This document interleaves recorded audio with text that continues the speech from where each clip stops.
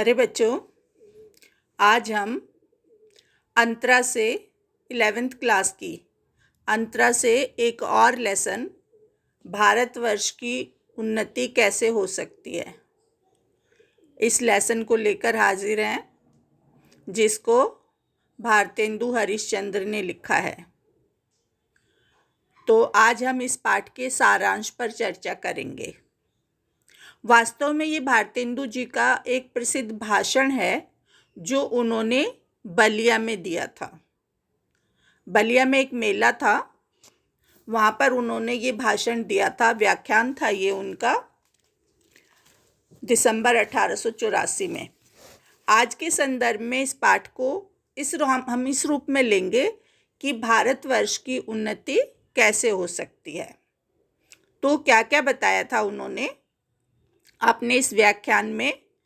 हम पाठ में आए जो मुख्य बिंदु हैं उनके आधार पर इसको धीरे धीरे समझते हुए चलेंगे। तो सबसे पहला बिंदु है कि लेखक ने भारतीयों को आलसी बताते हुए कहा कि हिंदुस्तानी लोग रेलगाड़ी की तरह हैं, यानी कि जैसे रेल की गाड़ी होती है ना, उनकी संज्ञा दी यहाँ पर भारतीयों को। क्यों भला? कि जैसे अगर गाड़ी के आगे इंजन को ना लगाया जाए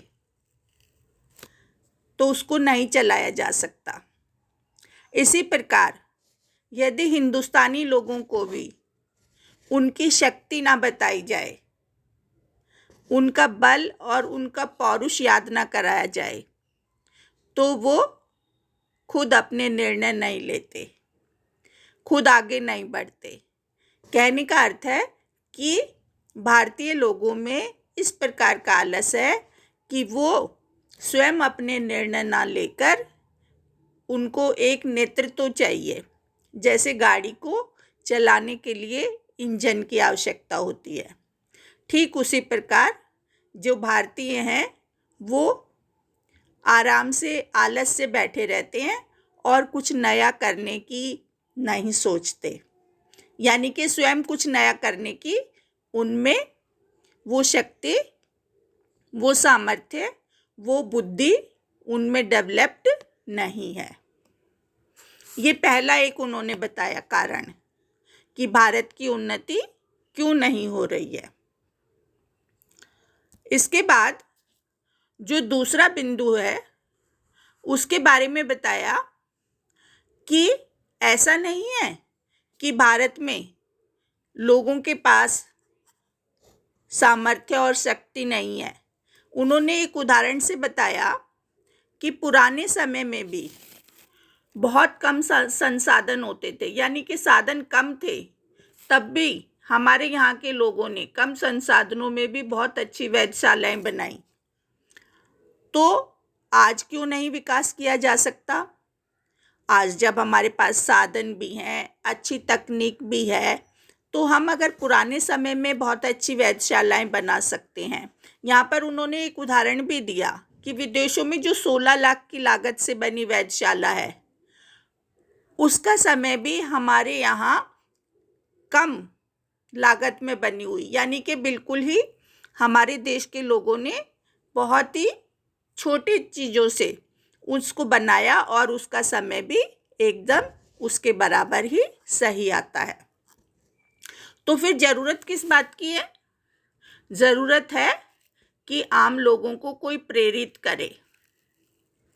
जो लोग हैं यहाँ के, उनको प्रेरणा नहीं मिलती आगे कुछ करने की। जैसे पहले जो गुरुजन होते थे या राजा महाराजा होते थे, वो इनको सीख देते थे, कुछ बताते थे, कुछ समझाते थे। लेकिन कहते हैं कि अब राजा महाराजा तो रहे नहीं, गुरुजन भी अपना वो कार्य नहीं कर रहे हैं, तो अब इनको प्रेरणा नहीं मिलती। और जो दूसरे देश हैं उनमें उन्नतिशील होने की होड़ लगी है, यानी कि और देश जो हैं वो बहुत उन्नति कर रहे हैं, होड़ लगी हुई है उनमें। और दूसरे देशों के एग्जाम्पल से यहाँ उन्होंने बताया कि कितनी तरक्की कर रहे हैं और हम भारतीय इस दौड़ में पीछे हैं। तो ये था कि अगर हम पुराने समय में कम संसाधनों में भी अच्छा कार्य कर सकते थे तो आज हम क्यों नहीं कर सकते। सिर्फ एक अच्छी प्रेरणा की जरूरत है। तीसरा पॉइंट है कि लेखक ने भागवत के एक श्लोक से ये कहना चाहता है, लेखक यहाँ पर, कि मानव जन्म दुर्लभ है। ये श्लोक आप पुस्तक में पढ़ेंगे तो आपको समझ आ जाएगा। और इसे पाकर जो गुरु की कृपा से भव सागर को पार न करे उसे तो आत्महत्यारा ही कहना चाहिए। यहाँ पर लेखक का कहना है कि अगर हमें मानव जन्म मिला है तो सबसे पहले तो मानव जन्म ही दुर्लभ है,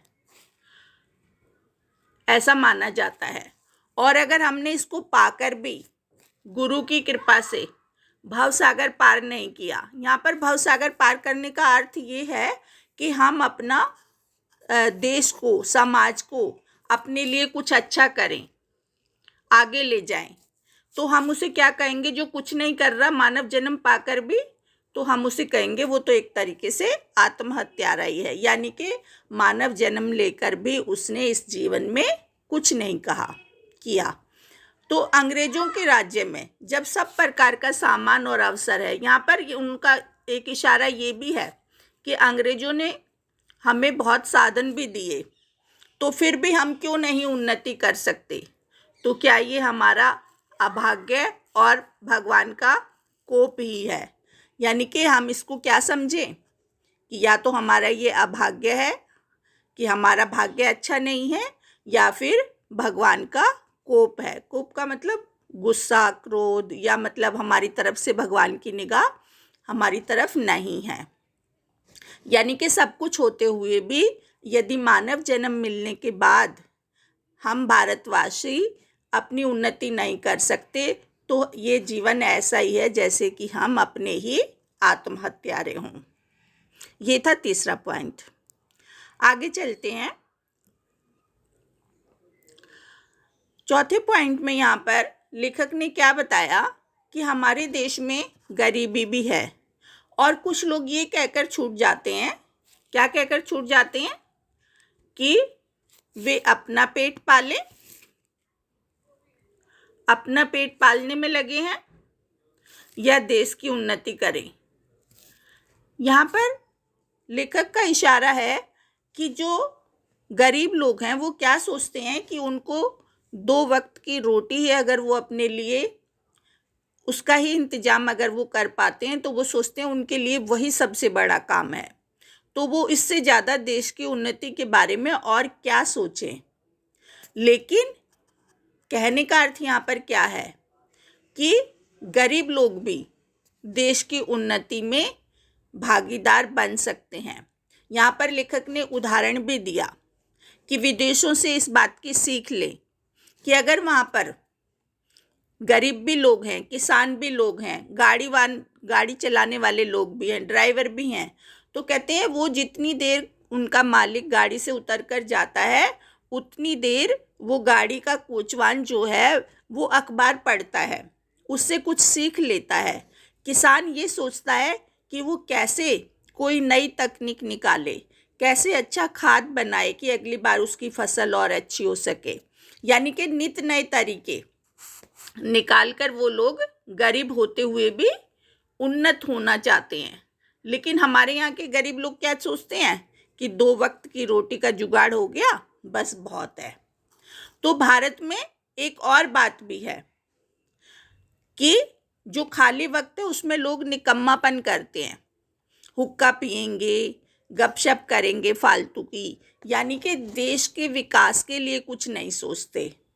और दूसरी बात बताई कि भारत में एक और भी चीज़ है कि जो जितना निकम्मा उतना ही अमीर समझा जाता है। यानी कि जिसके पास पैसा है वो तो काम करना ही नहीं चाहता, या यूं कह लें कि जो अमीर है वो बिल्कुल निकम्मा है। तो यहाँ पर उन्होंने एक वो दोहा भी कहा उनका कि अजगर करे ना चाकरी, पंछी करे ना काम, और दास मल्लुका कह गए सबके दाता राम, कि भगवान के भरोसे भी बैठे रहना चाहते हैं और कुछ करना नहीं चाहते। तो जब तक हम मेहनत नहीं करेंगे, यहाँ पर राइटर का कहने का अर्थ है कि मेहनत करना बहुत ज़रूरी है, तब तक हम उन्नति नहीं कर सकते। अगला पॉइंट है कि देश को उन्नत बनाने के लिए हर क्षेत्र में कार्य करो। यानी कि देश तभी उन्नत हो सकता है जब हम उसके लिए हर क्षेत्र में कार्य करें, और उन्नति के पथ में जो भी कांटा है, यानी कि कुछ ऐसी बातें भी अगर हैं कि जो उन्नति की राह में आड़े आ रही हैं, उनकी जड़ को खोदकर फेंक दो। यहाँ पर लेखक का इशारा धर्म की ओर है कि हम कुछ धर्म पर विश्वास करके, कुछ अंधविश्वास करके हम उसको, वो हमारी उन्नति में धर्म को हम आड़े ले आते हैं। तो कहते हैं कि धर्म के नाम पर उन बातों को मानो। कौन सी बातों को मानो? जो देश और काल के अनुकूल हों और उपकारी हों। यानी कि धर्म में भी अगर हमें बदलाव की आवश्यकता है तो हम करें, और उन चीज़ों को हटा दें जो हमारी रुकावट बनती हैं, और उन चीज़ों को मान लें जो देश और काल के अनुकूल हैं और उपकारी हैं। इसके साथ साथ उन्होंने ये भी कहा कि लड़के और लड़कियों को शिक्षा दें। शिक्षा पर जोर होगा तभी हम उन्नति कर सकते हैं। शिक्षा के बिना तो हम अधूरे हैं, और पहले समय में तो लड़कियों को शिक्षा देना तो बिल्कुल ज़रूरी समझा ही नहीं जाता था। इसलिए वो कहते हैं लड़कियों को भी शिक्षा दो, ताकि वो आगे भी अच्छा कर सके, अपने घर को भी अच्छा चला सके और जीवन को भी अच्छा चला सके। अब धर्म के बारे में एक और बड़ी बात कही यहाँ पर कि आपस में धर्मों में भाईचारा हो। हम क्या करते हैं, हिंदू और मुसलमान या दूसरे धर्म, सिख, ईसाई या जैन, कुछ भी धर्म जो भी हमारे यहाँ चलते हैं, तो उनको लेकर हम आपस में एक दूसरे के साथ टकराव बना लेते हैं और उन्हीं धर्मों में हम फंसे रहते हैं। तो क्या करना है हमें कि धर्मों में आपस में भाईचारा हो, सबको एक बराबर समझा जाए। जब हमारे अंदर भाईचारा होगा तभी तो हम एक बराबर समझेंगे सबको, किसी को छोटा या बड़ा ना समझे। जैसे हम जाति पाति में आ जाते हैं, हिंदू मुस्लिम में आ जाते हैं, तो यहाँ पर लेखक का कहना है कि हिंदू मुस्लिम यानी कि जो हिंदुस्तान में रहता है वो सब हिंदुस्तानी हैं, चाहे उनका धर्म मज़हब कुछ भी हो। उन सबको मिलकर क्या करना है, एक होकर देश के लिए कार्य करें। जब सब एक होकर देश के लिए कार्य करेंगे तो कोई ऐसी कारण नहीं है जिससे हमारे देश की उन्नति ना हो। इसके बाद 6 पॉइंट है, 6 नंबर पे लास्ट में क्या बताते हैं लेखक कि हम अपनी आवश्यकता की वस्तु अपने देश में बनाओ।